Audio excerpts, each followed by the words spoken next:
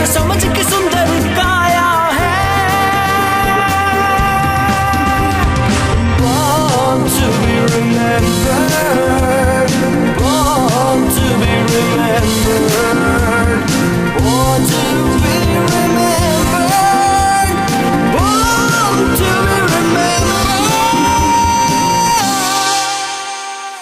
आज born to be remembered की शुरुआत हम जिस हस्ती के साथ करने वाले हैं उन पर यह गीत बिल्कुल सही बैठता है।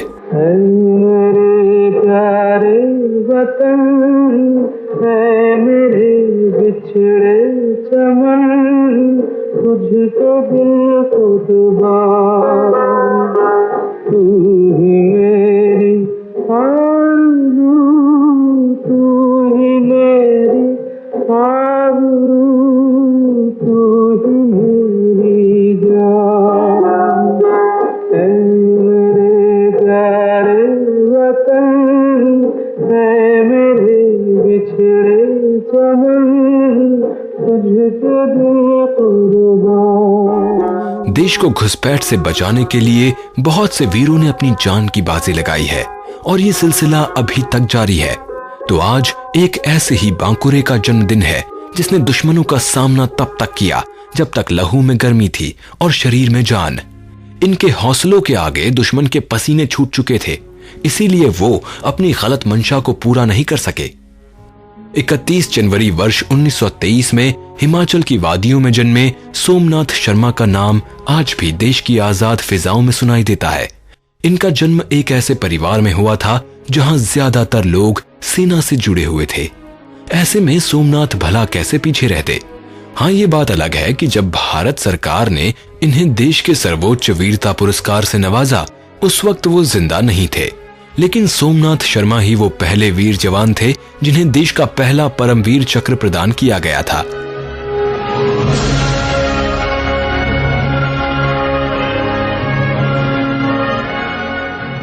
मेजर सोमनाथ शर्मा को यह सम्मान वर्ष 1947 के कश्मीर ऑपरेशन का प्रतिनिधित्व करने के लिए दिया गया था।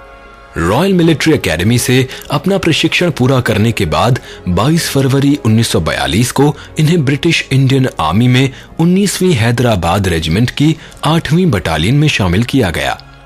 इस रेजिमेंट को अब 4थी कुमाऊं रेजिमेंट के नाम से जाना जाता है। सोमनाथ शर्मा ने द्वितीय विश्व युद्ध के अराकन ऑपरेशन में खास भूमिका निभाई थी, जिसे देखते हुए ही इन्हें बहुत जल्द सेना में पदोन्नति प्रदान की गई। हर एक सैनिक की तरह मेजर की आंखों में भी देश के लिए मर मिटने का जज्बा उन्हें हर पल चौकन्ना रखता। बहुत जल्द देश की सेवा करने की उनकी इच्छा पूरी हुई और उन्हें देश का ऋण उतारने का मौका मिला। 22 अक्टूबर 1947 से पाकिस्तान ने जम्मू कश्मीर में अपनी घुसपैठ शुरू कर दी थी, जिसे रोकने के लिए भारतीय सेना के एक दल को श्रीनगर में तैनात किया गया। सेना का पहला दल दुश्मनों के प्रवेश करने से पहले ही 27 अक्टूबर को श्रीनगर पहुंच चुका था, जिसके बाद हालात को संभालने के लिए 4थे कुमाऊं रेजिमेंट की डी कंपनी को भी 31 अक्टूबर 1947 को श्रीनगर में उतारा गया। सेना की इस टुकड़ी का नेतृत्व खुद मेजर सोमनाथ शर्मा कर रहे थे। वैसे आपको जानकर हैरानी होगी कि जिस वक्त वो श्रीनगर पहुंचे थे, उनके एक हाथ में फ्रैक्चर होने की वजह से प्लास्टर चढ़ा हुआ था और डॉक्टर ने उन्हें आराम करने के लिए कहा था। लेकिन देश प्रेम और भारत मां की रक्षा ने उनके इस बेटे को चैन से सोने ही नहीं दिया और कई बार मना करने के बावजूद सोमनाथ शर्मा अपने सैनिकों के साथ पहुंच गए दुश्मन और देश के बीच ढाल बनने के लिए। दुश्मनों ने गोरिल्ला टैक्टिक्स को अपनाते हुए श्रीनगर की वादियों में अपनी पहुंच बढ़ानी शुरू कर दी, लेकिन भारतीय सेना ने भी इन्हें आगे नहीं बढ़ने दिया।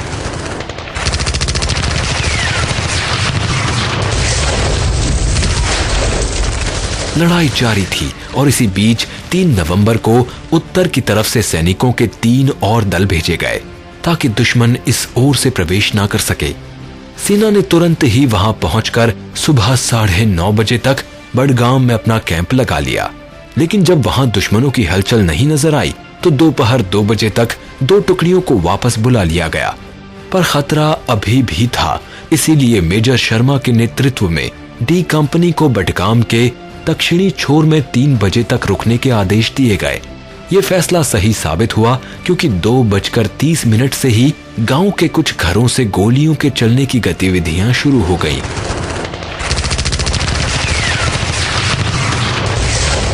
लेकिन मेजर शर्मा ने बिना देखे गोली चलाने से सैनिकों को मना कर दिया ताकि बेबस और बेकसूर गांव वाले न मारे जाएं।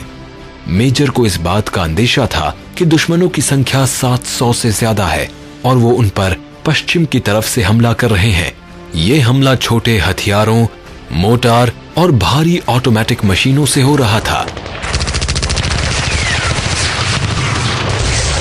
मेजर ने खुद इस गोला बारूद के बीच बाहर आकर वायुसेना को दुश्मनों की पोजीशन के बारे में बताना शुरू किया और साथ ही अपनी सेना के साथ तकरीबन 6 घंटे तक डटे रहे। एक हाथ में प्लास्टर होने के बावजूद उन्होंने मशीन गन को फिल करके उसे सिपाहियों तक एक जगह से दूसरी जगह जाकर पहुंचाया और खुद भी हल्की गन से दुश्मनों का सामना करते रहे। और इसी वजह से कब वो मोटार के करीब पहुंच गए उन्हें भी पता नहीं चला। उनकी शहादत से कुछ समय पहले ब्रिगेड मुख्यालय को दिया गया मेजर का आखिरी संदेश कुछ यूं था: दुश्मन अब बस हमसे 50 यार्ड दूर है, गोलीबारी बहुत तेज है, मैं 1 इंच भी पीछे नहीं हट सकता और हमारे साथी आखिरी सांस तक लड़ते रहेंगे। लेकिन उनकी शहादत जाया नहीं गई।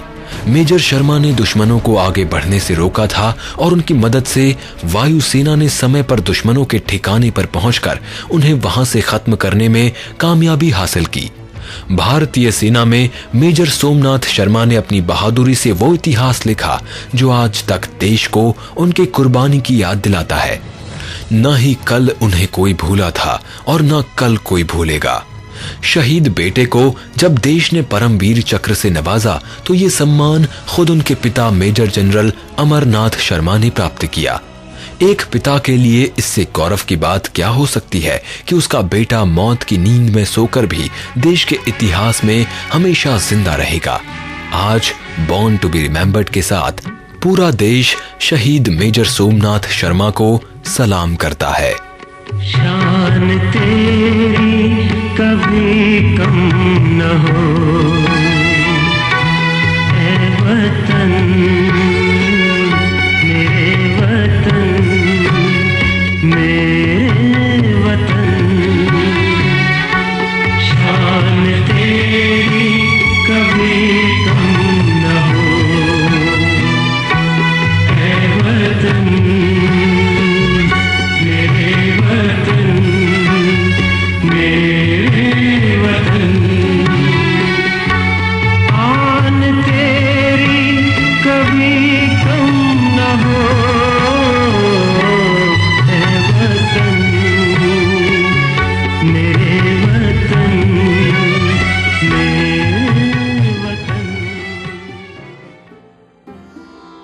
वैसे श्रोताओं, जिस तरह किसी वीर सैनिक की शहादत को भुलाना मुमकिन नहीं होता, उसी तरह किसी गीतकार व संगीतकार के योगदान भी हमेशा इतिहास में जिंदा रहते हैं, खास तौर पर जब बात किसी ऐसे शख्स की हो जिसने पूरी दुनिया को अपने हुनर से प्रभावित किया हो। आज ही के दिन वर्ष 1797 में ऑस्ट्रिया में एक ऐसे ही प्रभावशाली शख्स ने जन्म लिया था जिसे अभी भी क्लासिकल और रोमांटिक म्यूजिक के बीच की कड़ी माना जाता है। हम बात कर रहे हैं 19वीं सदी के जाने माने संगीतकार एवं गीतकार फ्रांस पीटर शुबर्ट की, जिन्होंने बचपन से ही संगीत के क्षेत्र में अपने हुनर से सभी को वाकिफ करवाना शुरू कर दिया था। इसी दौर से ही पियानो, वायलिन और दूसरे वाद्य यंत्रों पर अपनी पकड़ को मजबूत बनाने वाले शुबर्ट गायकी में भी अव्वल थे। उनके परिवार ने भी इन्हें संगीत के क्षेत्र में आगे बढ़ाने के लिए हर संभव मदद की।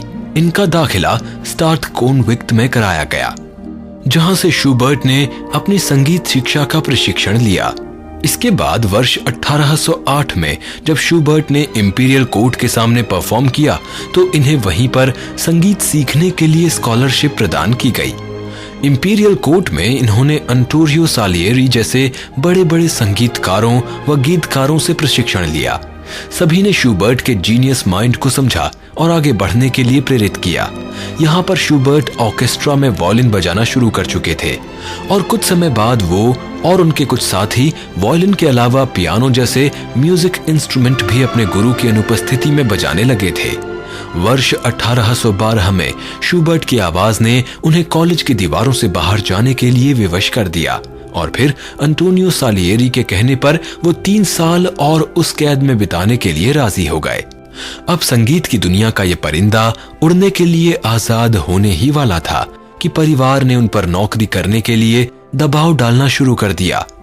वर्ष 1814 में इन्हें वियना में अपने पिता के साथ बतौर सहायक अध्यापक नौकरी करनी पड़ी। अगले 4 सालों तक इन्होंने नौकरी की, लेकिन साथ ही साथ संगीत भी तैयार करते रहे। वर्ष 1813 से 1815 के मध्य इनके भीतर संगीतकार की तरह ही एक अनोखा गीतकार भी जन्म लेने लगा था। वर्ष 1814 में इस नौजवान कंपोजर ने बहुत सारे पियानो पीसेस, सिम्फनी और 3 एक्ट ओपेरा को तैयार कर लिया।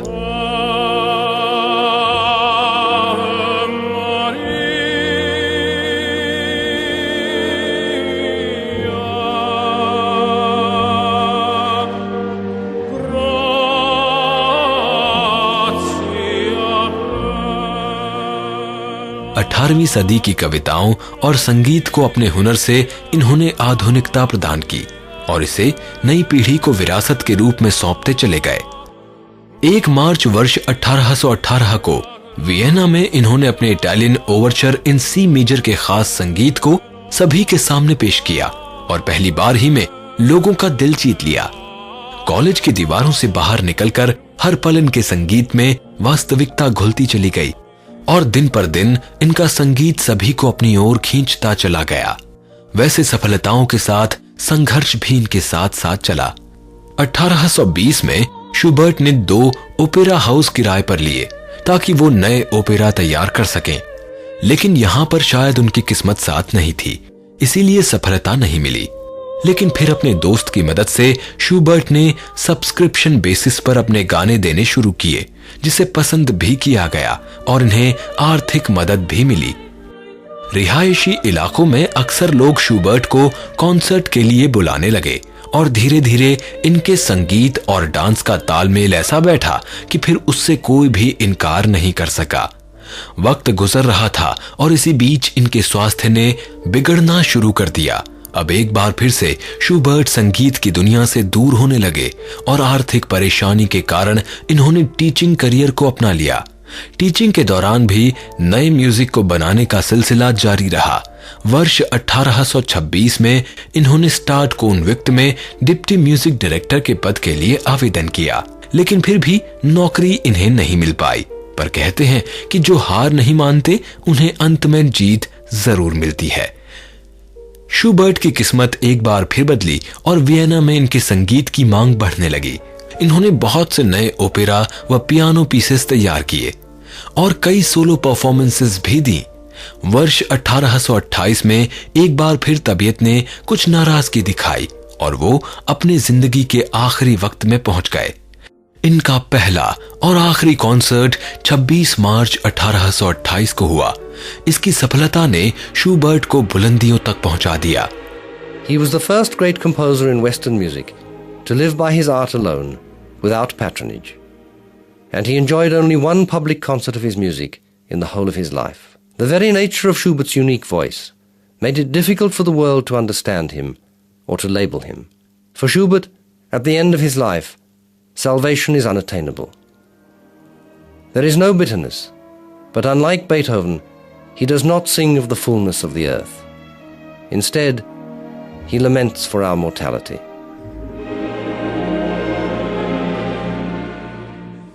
इनके सम्मान में वर्ष 1872 को स्टेड पार्क में एक मेमोरियल भी बनवाया गया। ये वही संस्थान है जहां से इन्होंने प्रशिक्षण लिया था। आज भी संगीत की दुनिया शूबर्ट को उनके योगदानों के लिए याद करती है और आने वाली कई सदियों तक जब कभी बात आधुनिक व प्राचीन संगीत के संगम पर होगी, फ्रांज पीटर शूबर्ट का नाम हमेशा याद किया जाएगा।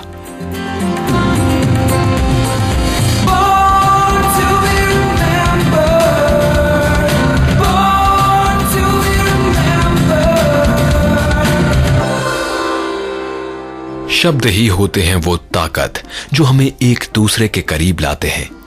यही वो जरिया बनते हैं जो हमारे सपनों को सच बनाते हैं। जब तक शब्दों का जादू नहीं चलेगा, हमारे और आपके बीच का साथ भला कैसे बढ़ेगा। तो श्रोताओं, अब बात देश के एक ऐसे ही कवि की करते हैं जिन्हें न सिर्फ कर्नाटक राज्य का बल्कि देश के श्रेष्ठ कवियों में भी गिना जाता है। इनके योगदानों का सम्मान करते हुए देश ने इन्हें वर्ष 1973 में ज्ञानपीठ से नवाजा था। देश के इस मशहूर व सम्मानित कवि को दत्तात्रेय रामचंद्र बेंद्रे के नाम से जानते हैं। इनका जन्म आज ही के दिन वर्ष 1896 में दक्षिणी भारत के एक ऐसे परिवार में हुआ था जहां सभी साहित्य प्रेमी थे। D.R. बेंद्रे जी को इस क्षेत्र में आगे बढ़ाने में सबसे ज्यादा योगदान उनकी मां का रहा था। बेंद्रे जी ने उसी संगीत को अपनी कविताओं का माध्यम बनाया जो बचपन में वो अपनी मां से सुना करते थे। आपको ये जानकर हैरानी होगी कि माँ बेटे का ये प्रेम इतना गहरा था कि अपनी कविताओं की प्रेरणा के लिए इन्होंने अपना नाम बदलकर अंबिका तनय दत्ता कर लिया था, जिसका मतलब है माँ का बेटा। अब अगर ऐसे दिल वाले लोगों के साहित्य में प्रेम नहीं दिखेगा तो भला कहां नजर आएगा। बचपन से ही बेंद्रे जी ने हिंदी व मराठी साहित्य के साथ साथ बहुत से दूसरे पौराणिक व ऐतिहासिक ग्रंथ पढ़ने शुरू कर दिए थे। इन्होंने दुनिया भर के मशहूर कवियों के जीवन व उनके कार्यों के बारे में पढ़ा, समझा और फिर उसे अपने साहित्य में उतारा। रविंद्रनाथ टैगोर, अरबिंदो और कन्नड़ कवि लक्ष्मीशा से वो खासा प्रभावित नजर आते थे। सिर्फ इतना ही नहीं, दरअसल ये इंग्लिश पोएट कीट्स के बहुत बड़े भक्त थे। बेंद्रे जी की कविताओं की खासियत यही थी कि वो ना तो नाटकीय होती थी और ना ही भाषण के रूप में। इनमें शब्दों और लय का एक अलग ही तालमेल नजर आता था। इनकी बहुत सी कहानियां और कविताएं अलग अलग भाषाओं में प्रकाशित भी की गईं। इन्होंने कालिदास द्वारा रचित मेघदूत को भी कन्नड़ में प्रकाशित किया और शायद यही एक कवि व विद्वान को दूसरे कवि का सच्चा तोहफा भी था। मेघदूत के इस नए अवतार को बड़ी ही आसानी से कविता के रूप में पढ़ा जाना संभव हो गया था। हालांकि बेंद्रे जी ने साहित्य को दूसरी विधाओं में लिखने की कोशिश भी की, लेकिन उनकी विद्वता जितनी कविताओं में नजर आई उतनी किसी में नहीं। और शायद यही वजह रही कि उनकी कविताएं वास्तविक जिंदगी के काफी करीब नजर आती थीं। कहते हैं कि जीवन में कविता का रस जितना दुख में आता है उतना किसी और पल में नहीं। बेंद्रे जी ने अपनी जिंदगी का एक लंबा वक्त बिना रोजगार के बिताया और इस कारण इनकी आत्मा कई बार करुणा से भर उठी। जब इन्होंने अपनी कविता नरबली को प्रकाशित किया तो ब्रिटिश हुकूमत ने इन्हें जेल का रास्ता दिखा दिया, जिसकी वजह रही नरबली में ब्रिटिश हुकूमत के अत्याचारों को बयां करना। इस तरह हर रूप में, चाहे वो प्रकृति की सुंदरता हो या जीवन के उतार चढ़ाव, बेंद्रे जी की कविताएं लोगों की रूह तक घर करने में कामयाब हुई। उन्होंने देश के साथ साथ विदेशों में भी अपनी कविताओं का जादू बिखेरा। इस महान कवि की मृत्यु के बाद भी इन्हें हर मौके पर याद किया जाता है। आज भी समस्त देश इस श्रेष्ठ कवि के योगदानों का शुक्रगुजार है और उनकी जयंती पर इन्हें नमन कर रहा है। Born to be remembered, born to be remembered। और अब बातें एक ऐसे शख्स की जिसने बलूनिंग और पैराशूटिंग की दुनिया में सूत्रधार का काम किया। दुनिया की पहली हॉट एयर बलून फ्लाइट के बारे में हमने पहले भी बात की है, तो आज उसी के जन्मदाताओं में से एक का जन्मदिन है। दरअसल हम बात कर रहे हैं आंद्रे जैक गार्नेवा की, जिन्होंने अपने भाई जीन बाप्टिस्ट ओलिवर गार्नेवा के साथ मिलकर बलूनिंग गतिविधियों को आगे बढ़ाया था, या यूं कहें कि मैन्ड बलून फ्लाइट को सच कर दिखाया था। गार्नेवा का जन्म पेरिस में हुआ था और 1792 से 1797 के दौरान पहले चरण के नेपोलियन वॉर के वक्त इन्हें ब्रिटिश सेना द्वारा बंदी बना लिया गया था, जिसके बाद प्रिजनर ऑफ वॉर के रूप में 3 सालों तक हंगरी में इन्हें कैद भी रखा गया। अपनी बलूनिंग गतिविधियों के कारण इन्हें फ्रांस में ऑफिशियल एरोनॉट नियुक्त किया गया। वर्ष 1797 के बाद गार्नेवा लगातार अपनी बलून फ्लाइट को बेहतर बनाने की कोशिशों में लगे हुए थे। इसी बीच इन्होंने घोषणा की कि वो अपनी अगली फ्लाइट में किसी महिला यात्री को भेजेंगे। लोगों को यकीन नहीं था। ऐसे में सब कुछ ध्यान रखते हुए गार्नेवा ने अपनी बात को पूरा किया। इन्होंने सिटवायेन हेनरी के साथ अपना मकसद पूरा किया। इस फ्लाइट में गार्निवा और यंग सितवायेन दोनों ने साथ उड़ान भरी। 8 जुलाई 1798 को ये नजारा देखने के लिए पार्क मॉन्स्यू में बहुत से लोग इकट्ठे हुए थे। पार्क मॉन्स्यू से शुरू हुई ये यात्रा 30 किलोमीटर की दूरी तय करने के बाद उत्तरी पेरिस के घूसाविल में समाप्त हुई। इस सफलता के बाद गार्निवा ने शुरुआती पैराशूट को डिजाइन करना शुरू किया। इसमें इन्होंने छाते नुमा आकार के 7 मीटर डायामीटर वाले सिल्क पैराशूट और बलून को रस्सी से जोड़ा। इसके बाद कई तरह के जरूरी सामानों को फिट करके 3000 फीट पर बलून के जरिए पहुंचकर छलांग लगाई। लोगों को लगा अब कुछ नहीं बचेगा, लेकिन गार्निवा कामयाब रहे और सुरक्षित भी। वर्ष 1802 में गार्निवा अपनी पत्नी के साथ इंग्लैंड पहुंचे और वहां भी दोनों ने अपनी सफल फ्लाइट्स का प्रदर्शन किया। लेकिन कुछ सालों बाद जब ग्रेट ब्रिटेन और फ्रांस के बीच युद्ध शुरू हो गया तो इस जोड़े को वापस अपने देश आना पड़ा। इस बीच पेरिस से जर्मनी तक की 395 किलोमीटर की दूरी इन्होंने अपने बलून के जरिए पूरी की। वैसे गार्निवा की पत्नी और कोई नहीं बल्कि उनकी स्टूडेंट रही थी और साथ ही बलून फ्लाइट तय करने वाली पहली महिला यात्री भी। इसके अलावा पैराशूट के जरिए हवा में उड़ने वाली पहली महिला का श्रेय भी ले ब्रोसी को ही जाता है।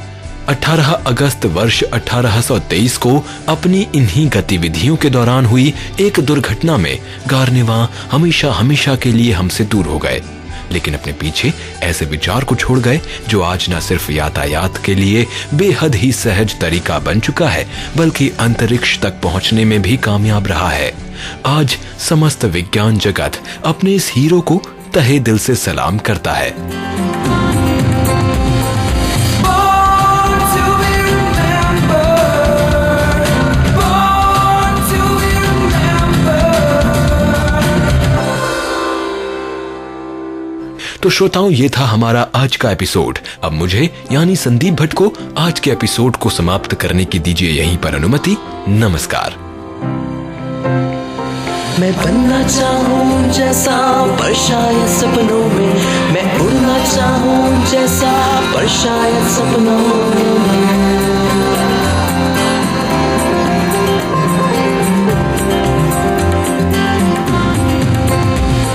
सपनों की है उड़ान, कांटे बन गए फूल समान, रोक न पाए वो मुझको मुट्ठी में मेरी है आसमान। Born to be remembered.